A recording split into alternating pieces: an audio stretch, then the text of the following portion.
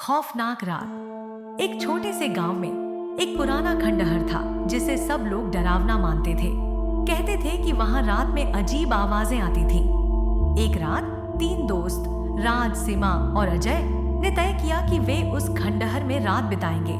जैसे ही रात हुई, उन्होंने खंडहर में प्रवेश किया। दीवारों पर खौफनाक चित्र बने हुए थे और हवा में एक अजीब सी गंध फैली हुई थी। जैसे जैसे रात बढ़ी, अंधेरा गहरा होता गया। अचानक सीमा ने कहा, क्या तुमने वो आवाज सुनी? राज और अजय ने हंसकर कहा, तुम डर गई हो। लेकिन थोड़ी देर बाद उन्हें भी एक सरसराहट सुनाई दी। यह आवाज धीरे धीरे उनके पास आ रही थी। उन्होंने देखा कि एक धुंधली परछाई दीवार पर चल रही थी। अचानक लाइट चली गई। तीनों डर के मारे चिल्लाए। जब लाइट वापस आई तो उन्होंने देखा कि सीमा वहां नहीं थी। अजय और राज घबरा गए और उसे खोजने लगे।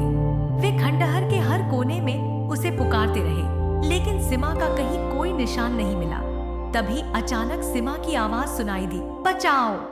दोनों दोस्त उसकी आवाज की दिशा में दौड़े। वे एक कमरे में पहुंचे जहां सीमा फर्श पर गिरी हुई थी। लेकिन जब उन्होंने उसे उठाया तो उसके चेहरे पर एक अजीब सी मुस्कान थी और उसकी आंखें पूरी तरह खाली थीं। राज और अजय ने उसे शेक किया, लेकिन सीमा ने कहा, तुम्हें यहाँ नहीं आना चाहिए था, वो हमें ले जाएगी। तभी उन्होंने फिर से वह सरसराहट सुनी। दरवाजे की ओर मुड़ते ही देखा कि एक भूतिया छाया तेजी से उनकी ओर बढ़ रही थी। डर के मारे दोनों ने भागना शुरू किया, लेकिन दरवाजे बंद हो गए थे।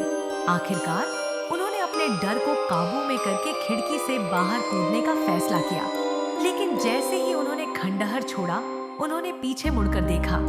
सीमा वहीं खड़ी थी, लेकिन अब वह भूत बन चुकी थी। राज और अजय ने गांव की ओर दौड़ते हुए कभी पीछे मुड़कर नहीं देखा, लेकिन गांव में उनकी कहानियां सुनकर सब डर गए और खंडहर को अब कभी नहीं छुआ गया।